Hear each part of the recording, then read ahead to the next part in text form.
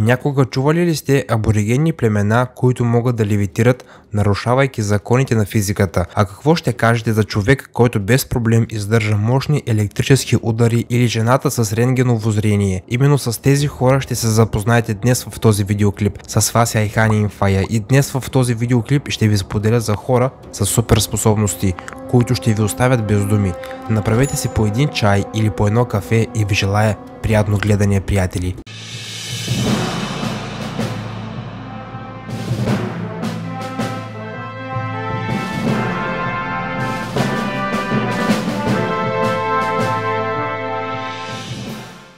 Радж Мохан Наир. На всички нас през детството са ни правили забележка да не си мушкаме ръцете по контактите, защото в последствие ни следва шок и травма и в най-лошият случай летален изход. Но мисля, че това не касае Радж Мохан Наир от Индия.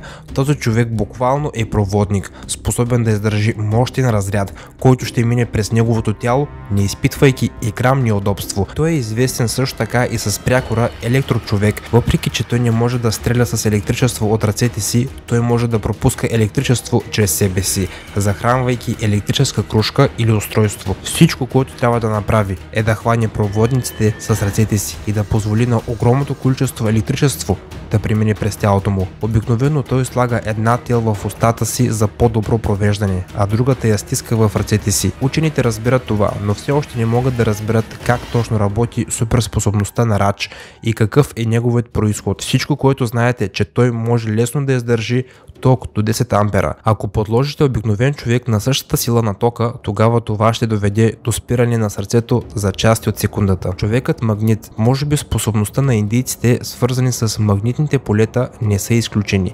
Искам да ви запозная с Ли Тоу Лин. Да, този човек не може да провежда електричество чрез себе си, но за сметка на това по него залепват метални инструменти и части.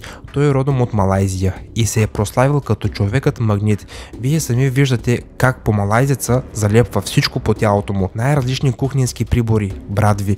Учените, които са изучавали този човек, са споделили, че той може да удържи до 2 кг тежести. Изследователите от Малайзийския технически университет, които са изучавали неговите особености, са стигнали до извода, че не са били намерени никакви магнетични способности по тялото на Ли Тоу Лин. Обаче са открили, че неговата кожа притежава някакви мистериозни свойства за засмукване. Не е било разбрано какви са били именно тези свойства, но заради тях той е станал истински магнит и популярен в своята държава. Левитация. Колко нависоко можете да скочите от място? Едва ли някога сте си поставили подобен тест? Ако ви е интересно, то вие можете да го пробвате сега. Във всеки случай едва ли бихте скочили много нависоко, ако разбира се не сте от племето Масаи. Това е народ, който живее в саваната, на юг от Кения и на север от Танзания. Те са известни с танца, както те са го кръстили, адумо. Той се отличава с многото необичайни скокове. Танцорът буквално като ракета скача на едно място. Има усещане, че във въздуха стои по-дълго в сравнение с нормалните хора. Учените, изучаващи тези аборигени, считат, че те са надарени с суперспособност, близък крепитус. Това не се проявява само в височината на скоковете.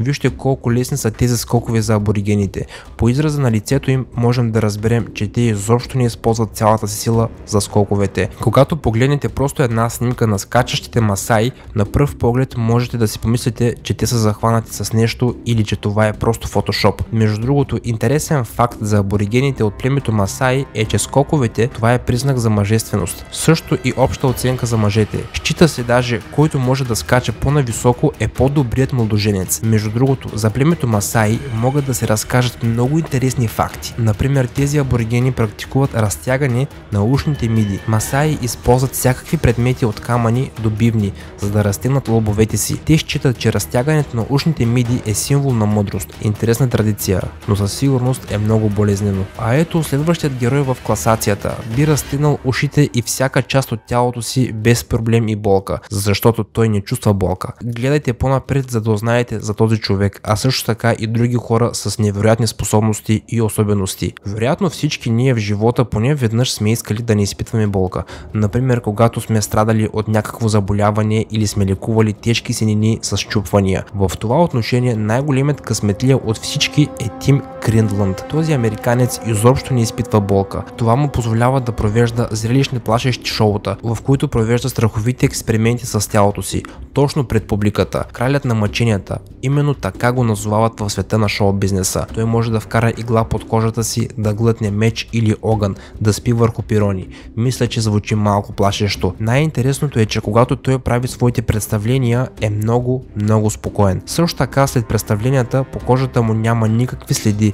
Що се отнася до болката, той твърди, че не търпи болка. Според неговите думи, той просто не я изпитва. Феноменът с Тим е изследван от учените. Те са стигнали до заключението, че той има по-голяма издръжливост към болката в сравнение с нормалния човек, а по всичко друго по нищо не се отличава от нас. Струва си да отбележа, че това, което отличава Тим от по-голям процент от хората, е перфектното му познаване на анатомията. Преди изпълнението на конкретните си номера, американецът е трябвало да проучи много внимателно анатомията, за да не си причини фатална вреда. Рентген. Може би трябва да запознаем предходният герой с Наталия Демкина, защото тази жена я наричат жената рентген. По утвърждение на Наталия, тя има второ зрение, с което вижда вътрешността на хората. Според майката на Наталия, способностите на дъщеря й се появили внезапно. Тя смята, че спусъкът за тази проява е неуспешната операция от апендицит, след което Наталия е трябвало да бъде оперирана повторно. Месец след лечението на Наталия, тя е сканирала тялото на майка й и образно е описала формата на органите й. Майка й много се е притеснила и е запазила час при психотерапевт за дъщеря си. След като са пристигнали, Наталия веднага е успяла да идентифицира язвената болест на доктора. Скоро други медицински работници са научили за способностите на Наталия и като експеримент са довеждали пациенти при нея за преглед. Лекарите са били шокирани, че тя с точност е идентифицирала всички заболявания на пациентите. Освен това, диагнозите често са били по-точни от диагнозите, поставени от лекарите, използващи медицински оборудвания. Самата Наталия казва, че второто изрение сякаш проблясва от тялото й и тя вижда разположението на всички вътрешни органи. Ако има някаква болест в човешкото тяло, тогава тя е усещала това чрез някакви импулси, излъчвани от засегнатият орган или части от тялото. В момента няма информация относно 34 годишната жена, но според някои данни продължава дейността си като човекът рентген и приема дори високопоставени личности. Стивън Уилчир. Ако Стивън Уилчир излезе на разходка из града и забрави телефона си, едва ли ще бъде силно разстроен, че не може да заснеме няколко красиви гледки. Този британец има невероятна и феноменална суперсила. Той може да възпроизвежда архитектурни пейзажи по памет, след като ги е видял само веднъж. На около 3 години Стивън е диагностициран с синдрома на Саванта. Когато е на около 5 години, го записват на училище, където учителите за първи път забелязват интереса му към рисуването. Скоро способностите на Стивън са започнали да се разгръщат и той е започнал да печели пари благодарение на паметта и твърдата си ръка. Стивън е станал известен по целия свят, след като е нарисувал изключително детайлен пейзаж на Лондон. Той също е нарисувал пейзаж на Ню Йорк след 25-минутен полет над града. Всичко това е било запомнено без никаква снимка на телефон или фотоапарат, както и огромни платна с подробни пейзажи на Токио и Хонг Конг. Точността на детайлите е шокираща. Стивън пресъздава всичко на хартия, до броя на прозорците в определените сгради. Джил Прайс. По отношение на феноменалната памет на Джил Прайс, тя може да се състезава с Стивън Уилчир. Както помните, Стивън запомня блестящо архитектурите, след което ги рисува, а Джил Прайс запомня изцяло всичко, за каквото се сетите. Буквално тя се спомня всеки ден от живота си до най-малкият детайл. Дарбата й е открита още когато тя е била на 11 години. Тя може да избере съвсем случайна дата, започваща от 1976 година и да разкаже в невероятни подробности точно какво е правила в този ден. Случаят на Джил е невероятно рядък и почти уникален. Тя е станала първият човек в света, диагностициран с синдром на автобиографична памет с висока точност или хипертония. В момента има само няколко такива хора в света. Всичко звучи много хубаво. Супер паметта може да се нарече суперсила, която трудно може да се обясни. Обаче 55 годишната Джил казва, че това има и определени минуси. На нея често и се налага да мисли за не толкова приятни събития от миналото, но тя не може да направи нищо по въпроса,